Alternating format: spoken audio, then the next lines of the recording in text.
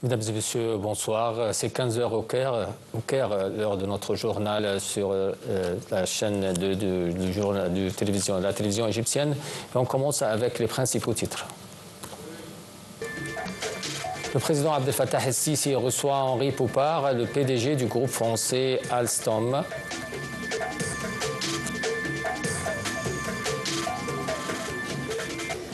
L'armée de l'occupation israélienne déploie ses forces sur l'axe de Mourag, séparant les deux villes de Khan Younis et de Rafah, dans le sud de la bande de Gaza.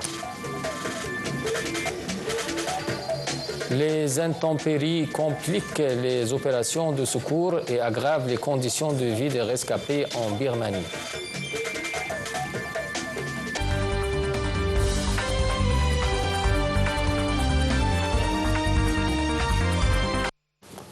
On commence avec la une des actualités où le président Abdel Fattah el-Sisi a reçu aujourd'hui Henri Poupart, le PDG du groupe français Alstom. Les deux parties ont examiné l'état d'avancement des projets mis en exécution par Alstom dans le domaine des transports. Ils ont également évoqué les efforts déployés pour la localisation de l'industrie des chemins ferroviaires en Égypte. Poupart a passé en revue le dernier développement de la construction d'un complexe industriel d'Alstom dans la ville de Bourg El Arab. La 6e ligne du métro du Caire a fait également l'objet des discussions.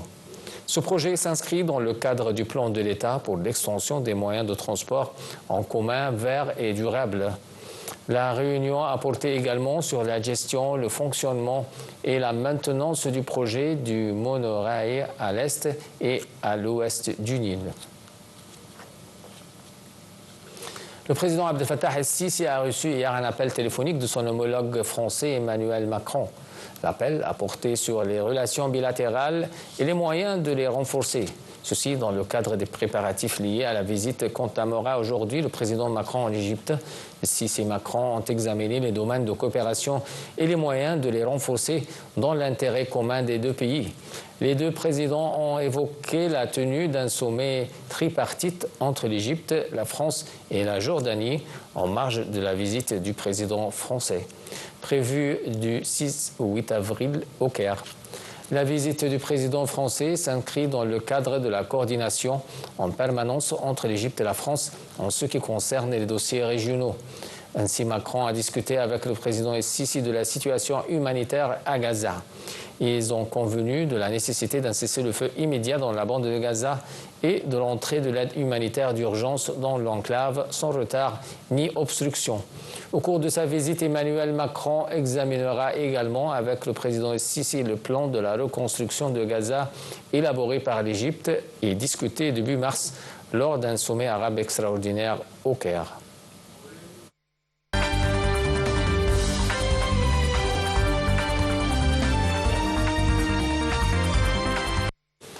L'armée de l'occupation israélienne a déployé ses forces sur l'axe de Mourag séparant les deux villes de Khan Younis et de Rafah dans le sud de la bande de Gaza. Il s'agit du premier déploiement dans cette région depuis le début de la guerre à Gaza. Le Premier ministre israélien avait annoncé la création de l'axe de Mourag afin de morceler la bande de Gaza et intensifier la pression sur le mouvement palestinien Hamas pour le forcer à rendre les otages. Le ministère palestinien de la Santé dans la bande de Gaza a recensé 46 martyrs au cours des dernières 24 heures, dernier bilan de l'agression israélienne contre des zones dispersées dans l'enclave. Selon le ministère, 19 martyrs ont été tués dans le bombardement des maisons et des camps de réfugiés à l'ouest de Khan Younis dans le sud de Gaza. Les forces de l'occupation continuaient d'assiéger la banlieue de Shougaïa à l'ouest de l'enclave et lancer des projectiles tirés par des drones. Et en Cisjordanie occupée, les forces de l'occupation ont poursuivi leur agression sur la ville de Tulkarem et son camp pour le 70e jour consécutif. Selon l'agence des informations palestiniennes, les forces israéliennes ont envoyé des renforts militaires à la ville et au camp de Tulkarem et Nour Shams et ont déployé les infanteries dans ces ruelles. Les forces de l'occupation israélienne ont également envahi les maisons et les transformées aux casernes militaires.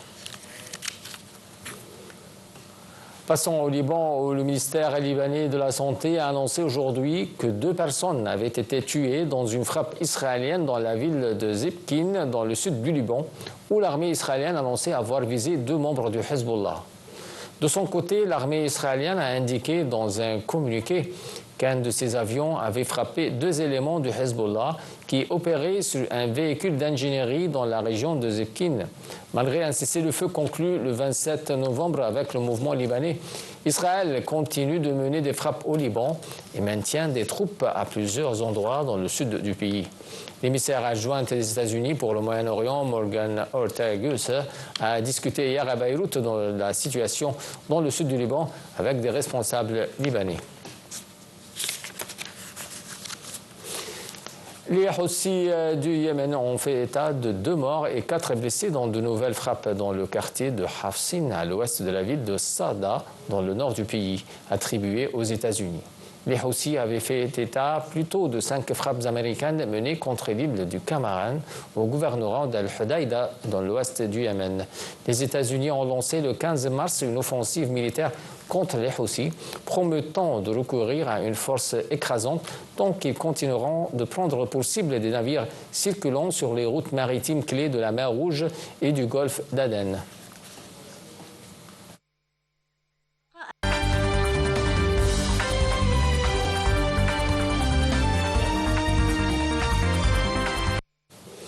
L'Iran a rejeté aujourd'hui tout dialogue direct avec les États-Unis, estimant que cela n'aurait aucun sens au moment où le président américain Donald Trump suggère des pourparlers sans intermédiaire et menace de bombarder le pays en cas d'échec de la diplomatie. Les pays occidentaux, États-Unis en tête, soupçonnent depuis des décennies Téhéran de vouloir se doter de l'arme nucléaire. L'Iran rejette ces allégations et affirme que ses activités dans le nucléaire n'existent qu'à des fins civiles, notamment pour l'énergie. En réponse à l'appel de Trump au pourparlers, le chef de la diplomatie iranienne, Abbas Araghchi, a déclaré que des négociations directes avec une partie qui menace constamment de recourir à la force, dont les différents responsables expriment des positions contradictoires, n'auraient pas de sens.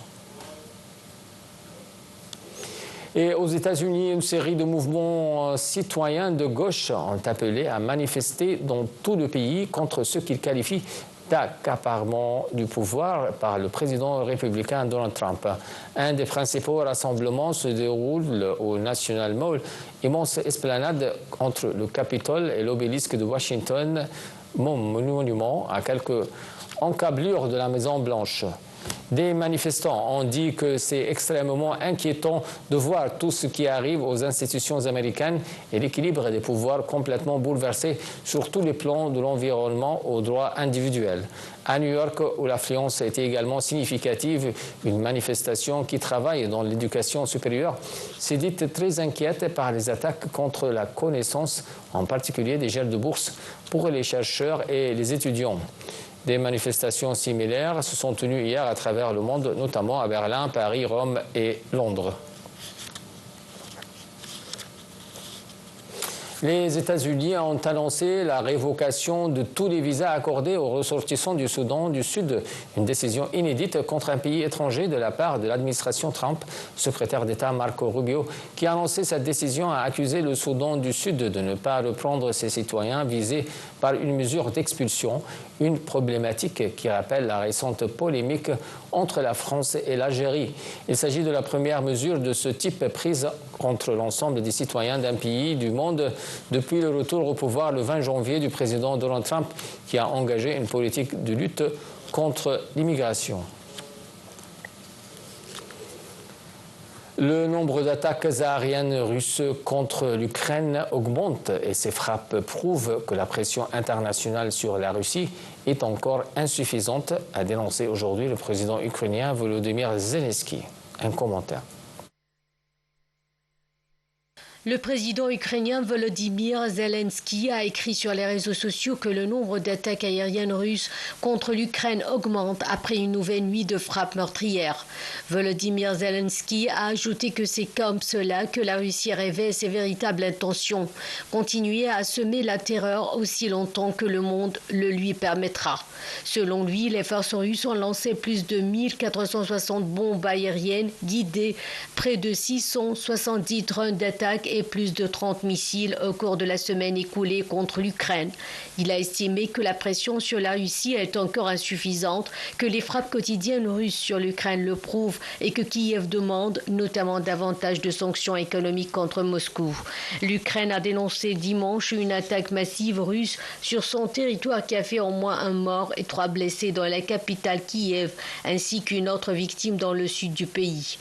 Vendredi, une frappe avait tué 18 personnes, dont 9 enfants, près d'une aire de jeu à Kryvyi Rih, ville natale du président Zelensky, dans le centre de l'Ukraine. Celle-ci, l'une des pires des dernières semaines, a particulièrement choqué le pays en raison du jeune âge des victimes et de sa localisation. Ces attaques se produisent alors que les États-Unis poussent jusqu'ici sans succès pour un cessez-le-feu inconditionnel dont le principe a été accepté par Kiev mais pas par Moscou. Et en Birmanie, les intempéries compliquent aujourd'hui les opérations de secours et aggravent les conditions de vie des rescapés où près de 3500 personnes ont péri dans le puissant séisme survenu le 28 mars, d'après un nouveau bilan diffusé par les médias d'État. Plus de détails dans ce commentaire. Plus d'une semaine après le séisme de magnitude 7,7, un grand nombre de Birmans sont forcés de dormir dehors ou sous des tentes, soit parce qu'ils n'ont plus de logement, soit de crainte que celui-ci ne s'effondre. Les fortes pluies qui se sont abattues pendant 45 minutes sur Mandalay samedi soir ont ajouté au calvaire des habitants qui se sont retrouvés sous l'eau, selon un responsable du programme des Nations Unies pour le développement. 4 ans de guerre civile.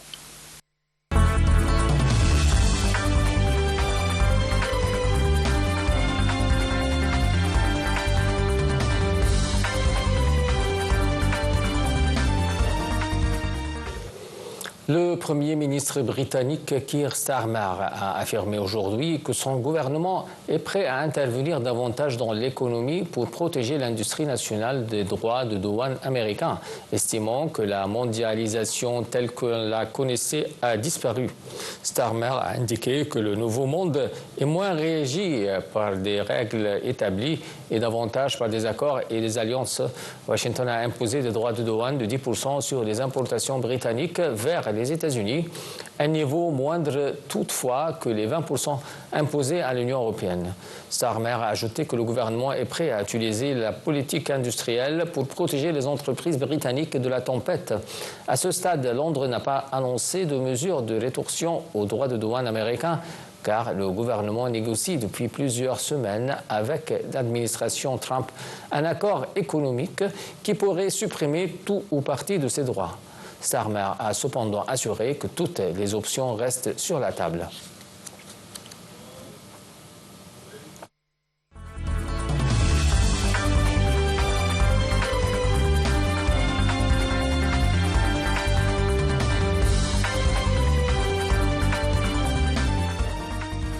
Passons au sport où l'équipe nationale de football affronte à 6 h le soir au Maroc les Lions U17 du Cameroun dans le cadre du 3e et dernier round du groupe B de la Coupe d'Afrique des Nations pour les jeunes CAN U17. L'Égypte est au dernier du classement avec aucun point, tandis que le Cameroun est à la 3e place avec un seul point. Les Pharaons ont hâte de vaincre le Cameroun et de décrocher la 3e place. Cela le qualifiera pour jouer un match de barrage avec l'équipe classée 3e du groupe D, afin de déterminer l'équipe qualifiée pour la Coupe du Monde au Qatar. Avec cette nouvelle, mesdames et messieurs, on vient à la fin de notre journal. Merci de l'avoir suivi.